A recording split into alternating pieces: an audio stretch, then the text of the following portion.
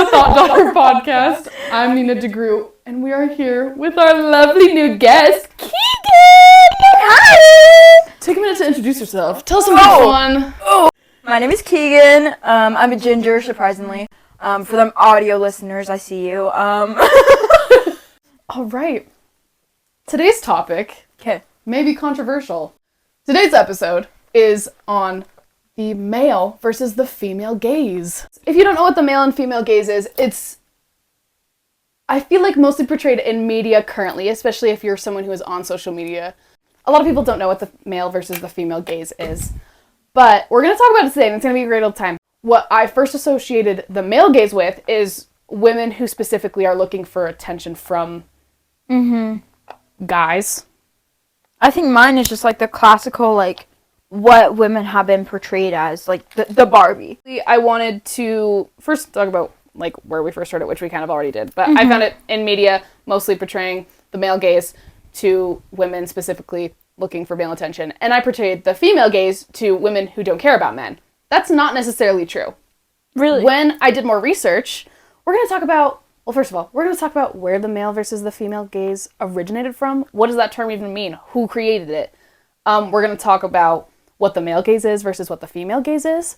But first, we're going to talk about a little bit of where it originated from. The male gaze and the female gaze are feminist film theories. They're concepts that are describing how media portrays characters from stories, movies, media, any kind of story, fictional or non-fictional, how they are portrayed. If they're portrayed in the female gaze or in the male gaze. While I was researching this, I will say I had a little bit of a hard time with how they were saying like the male and the female gaze. I get why it's called this is the male gaze and this is the female gaze, but also I feel like it's a little bit unfair saying how the male gaze is sexually objectifying. Because I feel like that's not fair to all men. It's not, but unfortunately... And I am not one of those, before I keep saying that makes me sound like the kind of person where I'm like, not all men. Because, yes, it is not all men, but it's enough men. All I am saying is I don't think that's fair to put that stereotype out there when there are a lot of good people. I want to talk a little bit about what's the male gaze, what's the female gaze. But firstly, we are going to start off with the male gaze.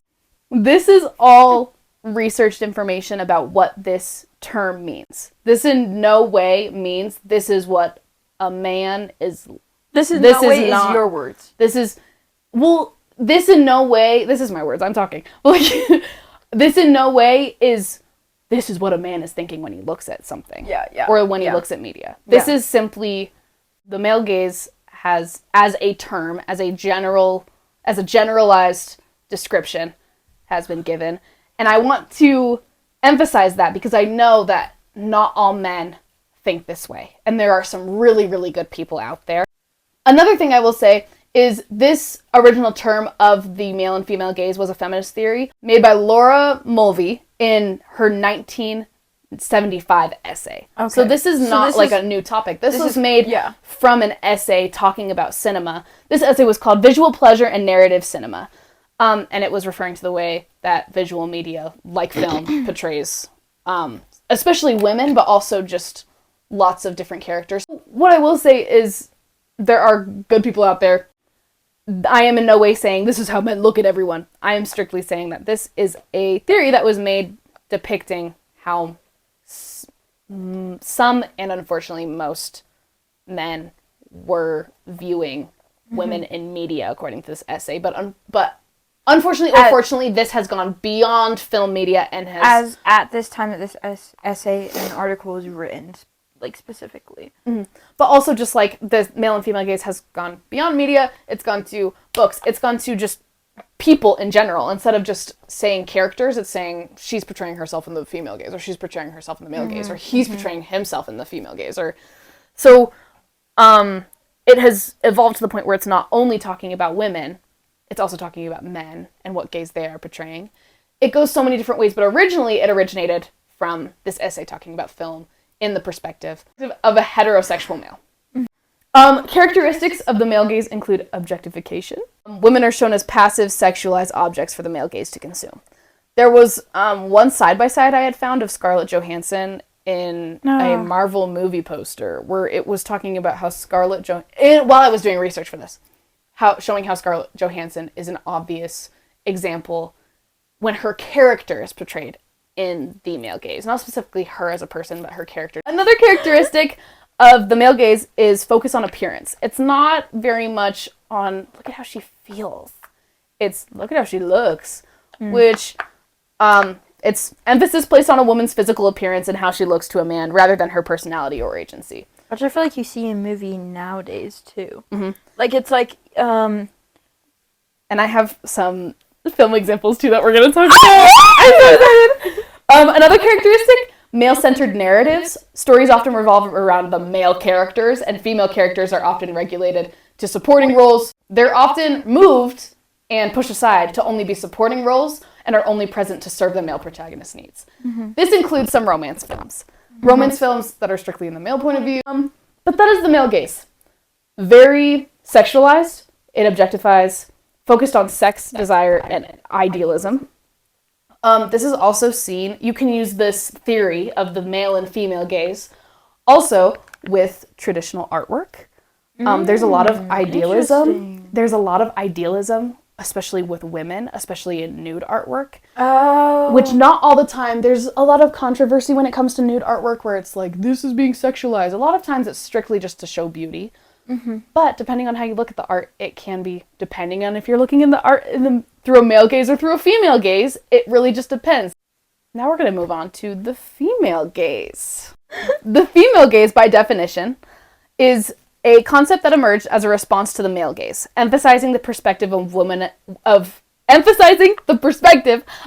in media where female characters are portrayed as subjects with agency, choice, and overall respect, not seen as objects, and not seen as something strictly for pleasure. When I think of the male and female gaze, I honestly think of, it's honestly just dependent on how you look at something, because you can look both ways at something and see it. Some characteristics of the female gaze are female-centered narratives, just like how in the male gaze there are male-centered narratives. So it's stories told from a female perspective, focusing on the character's experiences, emotions, and desires. This one doesn't talk as much about, like, how men are being put off to the side. I think mostly because it's not as much of an issue here. But maybe in the future it could be. So keep that in mind, that with every good thing that seems so good, it can turn bad eventually if there's too much of one thing. That's why I think it's honestly sometimes kind of good to have a balance of the male and female gaze, as long as we're not strictly objectifying, especially women, or honestly, not even especially anyone. Right. If we are objectifying anyone, that's not good. Because then, if we're just talking about this as theories, like, does the female gaze eventually become a male gaze, even if we're talking about, like, it's a whole tangent, I don't even know. I've seen some movies or I've seen some media where the women are looking at men only as a person to hook up with, and, like, only as a person to... And that's in the theory way, that would be the male gaze, because you're looking at someone to objectify. Right. And another characteristic is female agency. Female characters are portrayed as active participants in the story with their own goals and motivations. So, not just a side character, not just someone that can help a main protagonist. Mm-hmm. Women are shown as complex individuals rather than being reduced to stereotypes or objects of desire. You're showing someone that has a goal, has a desire, maybe a drive for something. Mm-hmm.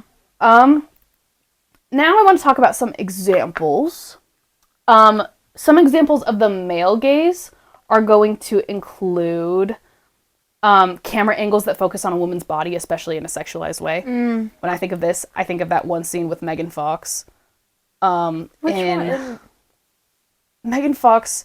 When I think of movies Megan with Fox Megan is just Fox automatically, like, I just feel like a lot of films with Megan Fox, I think, are very stereotypical male gaze films. Mm-hmm. Yeah. But what I'm thinking main of is, I think it's, I'm pretty sure it's a Transformers movie.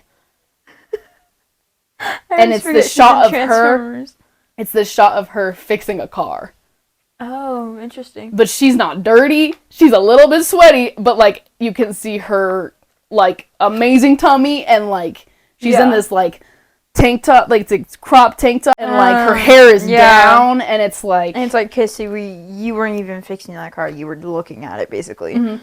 And also, if you guys want more fun content to go look at the male and female gaze, in preparation for this, I did listen to a podcast episode from the comment section with Brittany Broski being featured on that. Such a good episode. Her. I love her! They mentioned this one scene with Megan Fox because it's so apparent. Like, wow, that is really the male gaze, because it's not focusing on... She's not a main character. She's a side character fixing a car. Anyways. But it's... People just want more... I feel like they want more men to be like, oh my gosh, Megan Fox was so hot in it. Megan Fox was so gorgeous. So they will talk to their friends, and then it will get more viewership. Exactly. That movie, in no way, after they published it, was like, oh no, we sexualized her. That was the point, unfortunately. Mm-hmm.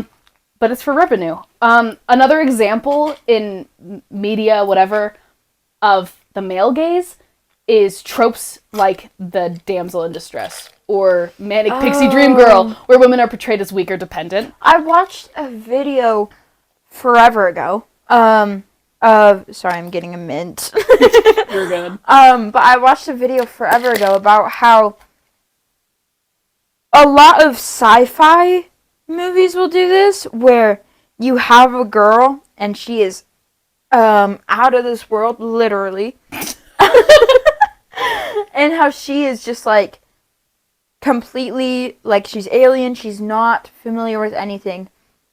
And then you have a main character who she's dependent on, who she is dependent on for basically everything, and how she's like always going to him, and how she immediately trusts him with everything, because technically that's the only man she knows. And there's a specific name for it, and I forgot what the name was for that specific trope. But it's very interesting, and that made me think of that. It's tropes where they need someone, and tropes where they need to be reliant on something else other than themselves.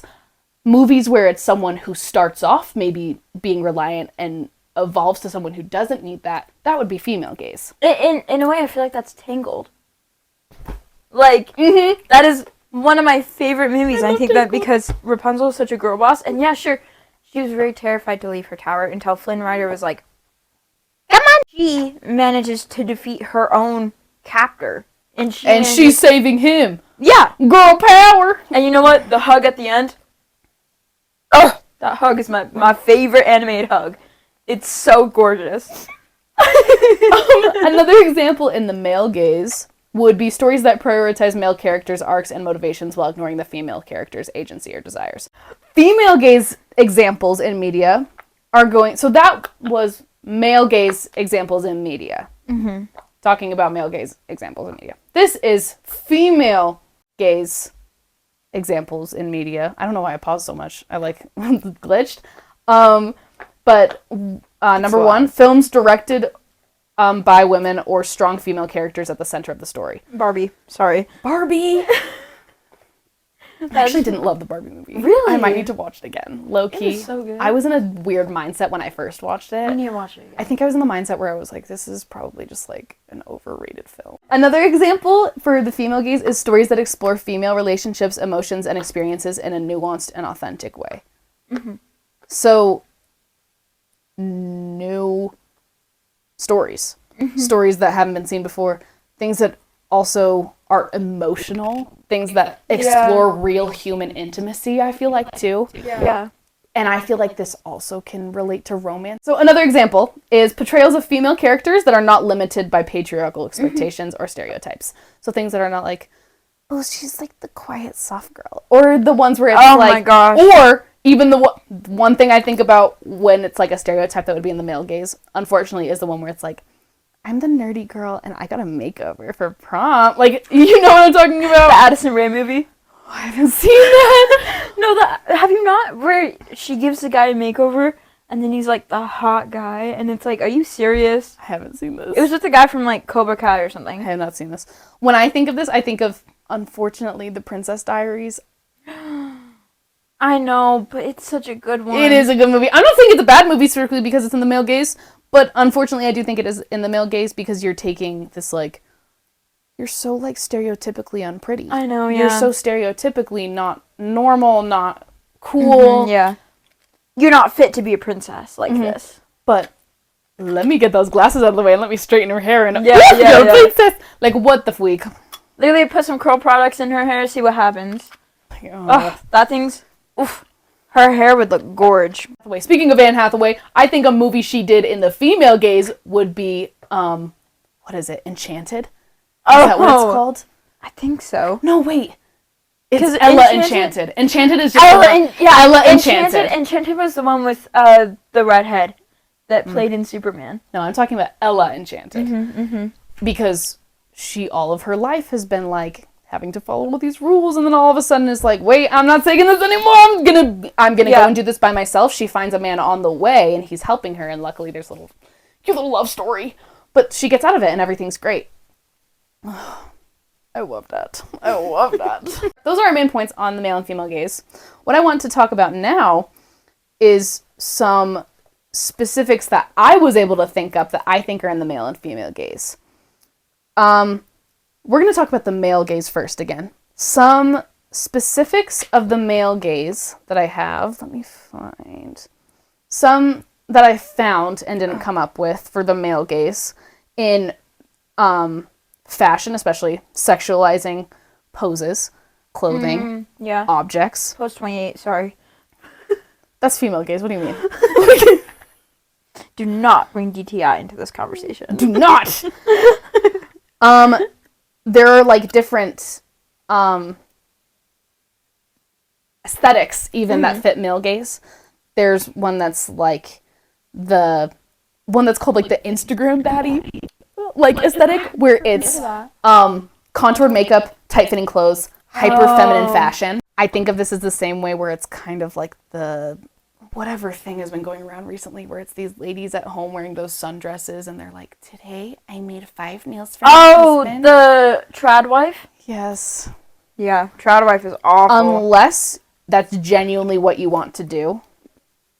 I saw one video about talking about a trad wife. I think it was from like Gabby Bell, talking about trad wife and how there was one who she wanted to be a ballerina, and she went to Juilliard, I think, to be a ballerina, and then she married this guy, moved to a farm in Utah, and basically gave birth to a ton of kids, right? Mm-hmm. And then is homeschooling them, and gave up on her dreams to be a ballerina, and my heart kind of broke on that. I don't love that. That's sad. Also, things that would fit the male gaze in like current standards is things like beauty filters and AI enhancements. Oh my gosh. There's a trend that's going around with bodybuilders and people who are starting their fitness journey. Right. Who will take their bodies and how they look now and use an AI filter to make them skinny. AI is so dangerous, dude. They literally take these filters and it'll be their motivation to see how they'll look when they're skinny.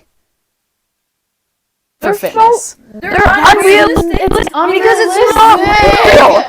And it's so sickening because it's like you're using your beauty as motivation. Your motivation for especially things like health and fitness should be to be a healthier, more active person. Yeah. To be the better you and to be happy. Your better you should not be something that you think is prettier or sexier. Your better you should be something that you feel happy in. Mm-hmm. If you think your better you is something that looks completely different, you need to focus on your mental health. Yeah. That's a whole different tangent, but there's also AI. You need to focus on your mental health, and you also need to be realistic with it. Mm-hmm. And on that note, there's also a very harmful trend that was going around with this new thing where it's people seeing what their new body would look like, but also once they get to the point where they feel confident in their body, using that but in reverse and seeing what they would look like, possibly bigger or even overweight. This is my motivation to not cheat besides my cheat day, or this is my motivation to keep going to the gym. And it's like, that is so sickening. Like, your beauty is I personally believe that your beauty is not in one way ever tied to your physical appearance. Mm-hmm. Your beauty is tied to your emotional beauty and your soul and your mind. It's very much just what is in like, what is deep inside of you that matters more than what is just, like... I'm in a place right now in my life where I definitely feel like I am a very beautiful individual, inside and out. I feel confident in my skin. I get feedback from other people also telling me that I am beautiful, and I appreciate that. Hey, you're fine. Hey, you're hot. Hey, this. And I usually just respond with thank you and never talk to them again. The second a guy reaches out to me and is like, I saw a video of yours. Or even just a guy I know and is like, hey, I've hung out with you for a while and I love the way you talk about yourself. I love the way you talk about others. I love the way you present yourself.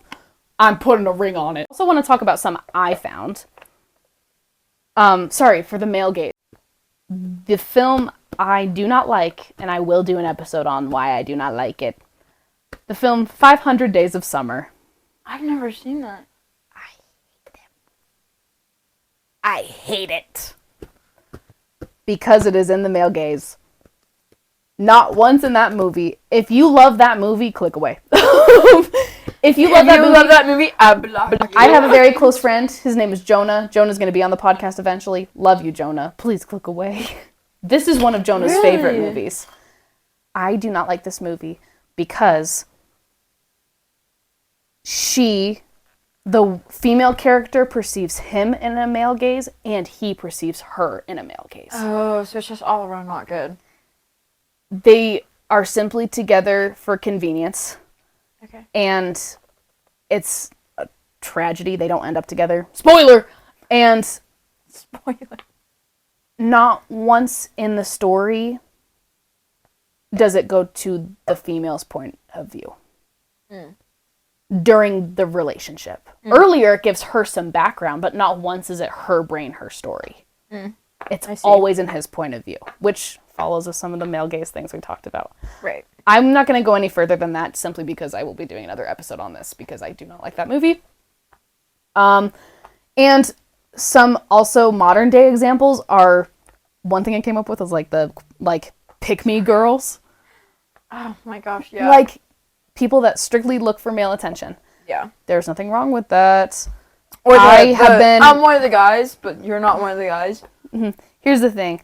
I understand girls that like hanging out with guys. You can have friends. I have a friend. His name is Carson. Every single time we're out in public together, we at least get one person asking if we are dating. I am not attracted to that man in any way, shape, or form. I love Carson with all my heart. He's my favorite. We hang out all the time. I am not attracted to him in that way. And a lot of people find that crazy somehow. You're allowed to have male friends. Girls, you're allowed to have male friends. Guys, have female friends. Make sure you can have relationships with people that you don't want to smooch every 5 seconds. I feel like I kind of have been raised in the household where I am worried that I can't be friends with a guy without thinking that I have to have a crush on him. You know, without thinking that I have to be like, ooh, because I've always done that. You know, and it's really hard to break out of that pattern. And it's really hard to have to constantly remind myself, no, stop, he's just a friend. Like, you guys are just friends. Sorry. Because unfortunately there is that thought being like, wait, but we work so well together. We work so well together because we are friends. Yes. Because, like, I've even, like, especially in middle school when I first started to get to know Carson, I definitely had a crush on Carson in middle school. And I remember being like, maybe that could, like, work. Literally, now that I'm older, I'm like, no, it wouldn't. And you guys... Because we are so good as friends. Right. Some other examples, Megan Fox we talked about, Marilyn Monroe. Oh, that's so sad. Everything with her, it just kind of, like, breaks my heart in a way. Kim Kardashian, Scarlett Johansson, which we talked a little bit about. And for one that, I guess, not an actual person, but a character, is, like, Jessica Rabbit. We're going to talk about the female gaze in modern day. Some more out of the ordinary examples, like how we gave with the male example. A few of these include, like, especially in fashion and self-expression. It's all about self-expression. It's all about emotion. It's all about deep think. It's about confidence, empowerment. They dress to, in fashion, they dress to present themselves in the ways that celebrate individuality rather than, like, conforming to male ideals. A few that I came up with, especially a film, because I gave a film for the male gaze, which was 500 Days of Summer, I found another romance film instead of just being like, here's a feminist film. I found another romance film, La La Land. Oh, yeah. It's another film where they don't end up together. I never ended up watching that, but I've heard amazing things about it. La La Land, top 5 movies for me.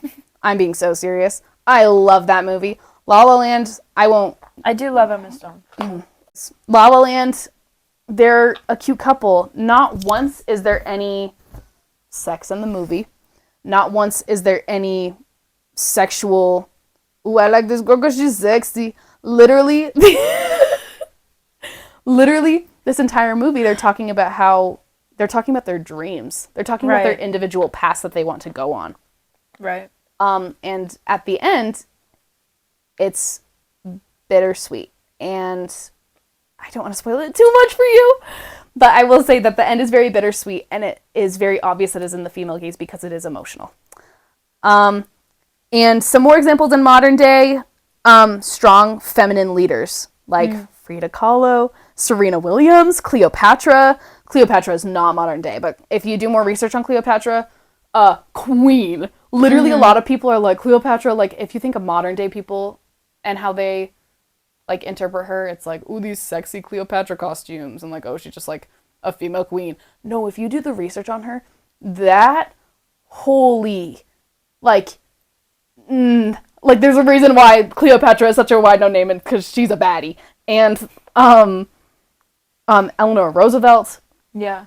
Amelia Earhart. All of these just beautiful female leaders who had a dream and they wanted to accomplish it. I think, I don't know. This topic was so fun to research, but also so hard because I don't want it to be controversial. Again, when I don't want it to make it seem like I'm talking in the way where I'm like, this is how men perceive women and this is how women perceive women. This is a generalized theory that was made that has become pretty popular in modern day. I personally think the best thing in any conversation or situation, media, is to treat people like people in the way where we are not objectifying and in the way where we are treating people like they are a soul, not a body. I think that's how everyone should treat everyone. Like, it's one of my main things is unfortunately, like, especially in middle school when I was, like, self-conscious about my looks, I would be like, she's pretty, so I want to be friends with her. Yeah. I'm a lot better about it now. I think a lot of people did when they were young like that. Like, it's very much, you fall into that, you know? But, like, honestly, as of currently, I'm trying to see people more for who their soul is and who they are internally. Because there are some very, very, like, generically attractive people out there who are not good people. And there are some people who maybe weren't blessed with the stereotypical good looks that are the most incredible people I have ever met in my entire life. And it's the very much the kindness exactly that you find in them. And just don't judge people based outwards or based on something you need. Base your judgment on people on how you're interacting with people, how they interact with others, and how their soul is. And when I mean soul, I don't mean like some crazy hippie, which maybe I do if you're looking at the walls around me. Maybe I am a little bit of a hippie, deal with it. But when I say soul, I mean the real inner workings of someone and how they are as a person and how what they like. Like, I don't want someone to be like, I like Nina because she's pretty. Which, maybe, yes, that can be flattering sometimes, but what really matters to me is when people say, because, like, have you ever gotten back to you, like, a friend will be like, I was talking to this one friend and they were talking about, like, how, like, cool they think you are. Or, like, I one time had a friend come up to me and be like, I was talking to this girl that, like, you kind of know, and she was just talking about how, like, she just loved the way you talked about art and how invested you were with art. And I was like, I'm gonna cry. Like, that's the best. Whenever you have always been that type of person too. When you talk about something, you talk about with your whole soul. Like, you talk about with your whole heart, and it's very inspirational. Like, it's like daughter. Like, it's very much just like you are someone that when you open your mouth, everyone kind of is like, oh, what are you saying? You know? Keagan's the lot. You're so cute. I love you. You're so Thanks. cutesy. But, like, with that, though, because my hair is red, curly hair, I get compliments no matter where I go, specifically on my hair. Oh, yeah. And it because bothers frankly, me. bothers you, but also your hair is also just like No, so cute and amazing. But, like, it bothers me because I could be wearing a super cool outfit that day, and nobody would even look at it. Mm-hmm. Or even just, like, you could be doing something really, really cool. Like, you could be accomplishing something cool. Yeah, and people just go, love your hair. People will just be like, wait, but did you see her hair, though? Like, I know, and it's like, there's so much more to me. Mm-hmm. And that's why I always try and, like, compliment people, not necessarily on the most basic thing, but it's like, whenever I see a girl that is really pretty, and I just, like, even old women, too, like, it's just like, I just want to be like, you're so beautiful, by the way. You know, and just be like, you're so pretty. Mm-hmm. Like, it's like, and because old women don't get told that a lot. Mm-hmm. And one thing also I've been trying to do better at is if I am going to compliment someone's appearance, because you can compliment people, even if you're, like, you can compliment someone's appearance and still not be, like, objectifying or, like, strictly focusing on their appearance. And I've been trying to compliment guys more, too, because of that. One thing I've been doing is when I compliment someone's appearance, I make it so it's links to something internal. Like, I love your smile. You smile because you're happy, so that means you're a happy person. So I'm also complimenting, I love that you're a happy person. Yeah. So, like, when I'm complimenting someone's smile, that's what it means for me. Also, same thing with someone's eyes. You can tell a lot through the way someone uses their eyes. Emotionally, your eyes are so talkative. Mm-hmm. That's the best way I can describe it. So I love complimenting eyes because I feel like your eyes can tell a lot about someone. I feel like it's kind of, a lot of people think your eyes are a gateway to your soul, and I think that's a really cool thing. Yeah. Same thing with even outfits. When I compliment outfits, it's like, that is such a cool expression of yourself, and I can see yourself through that outfit. Yes, and it's like, I can tell that you took the time to be like, looking in the mirror and be like, oh, this is awesome. One of my best friends, he has a, like, task to complete is wear an outfit that makes you feel good today. And which friend is this? Michael. Of course it is! It's Michael! I love Michael! Michael, if you ever watch this, we love you with all our heart. I'm gonna make him watch it. Literally make him! Literally tell everyone. I will. And it's one of my favorite things, and it's like, I don't even know if he knows that I know about it, but I saw it one day, and even, like, he wears this, like, he wears some shirts that people might think are ridiculous and might think that, like, I don't know if you saw, he's been wearing this puppy dog shirt that's, like, literally just a puppy dog face. I have not seen this. I need to see this immediately. It's so funny. I'll ask him to send me a picture, but it's just, like, a massive brown puppy dog, and to some people it might, like, people might just be like, oh, that's hideous, why would you wear that? But it makes him smile. Mm-hmm. And that's the most important thing. And I just love that. And the fact that it's make sure you wear something that feels like you. Yes! That is so cool. Yes! Ugh, Michael, you're cool. And literally, like, I don't know. I love that so much. And honestly, I think, and it's all about self-expression. And also another thing, it's like with, like, puppy dog thing, it's like people are going to think it's weird. Who cares? If someone is going to judge you based off of your outfit, they're not for you. Because if someone's really going to judge you based on an outward appearance like that, why are you being friends with them? This is a new kind of perspective I have on things, but I'm like, if you're going to be spreading rumors about me, hiding things from me, not being a true friend to me, why am I wasting my time trying to build a relationship with you? Because obviously there's not the same effort going into it on both sides. Exactly. Whatever effort I can tell you're putting into our relationship, I will put in that same amount of effort. Because I'm going to match energy. Because I used to be the kind of person that went above and beyond with absolutely everyone, even when I knew I was being hurt. And that's not healthy and it's not safe. And I'm not saying that in the way where it's like, if I can tell someone's ghosting me, I'm going to ghost them right back. But I am saying, if I can tell that you are not matching my vibe, not catching on to that freak, I'm not going to match your freak. Exactly.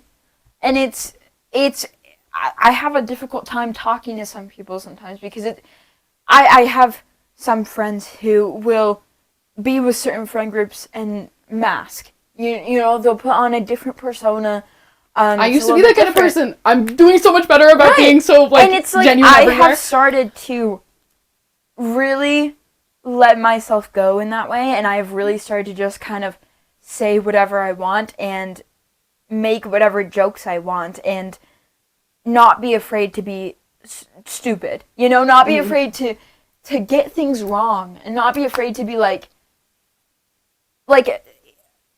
I had a friend one time who was very judgmental whenever I got things wrong. Whenever I would say something that I thought was correct and I was wrong, they would always be like, no, that's wrong. And it was hard on my mentality. And as soon as I cut that friend out of my life, I was able to grow a lot more, and I was able to hold myself with a certain amount of confidence than I didn't have before. You know? Mm-hmm. We're so good at this. I know. Well, I think that's everything. This has been so fun. Thank you for having me. I love you so I much. love you. You're so cute. You need to come on again in the future. Girl, I'm literally free whenever I have no life. Literally, me too. Okay, This is because I have no life. Okay, true. Thank you so much for joining us on the Thought Daughter podcast. I'm Nina DeGroot, and this is Keagan, and I will see you all next week. Bye.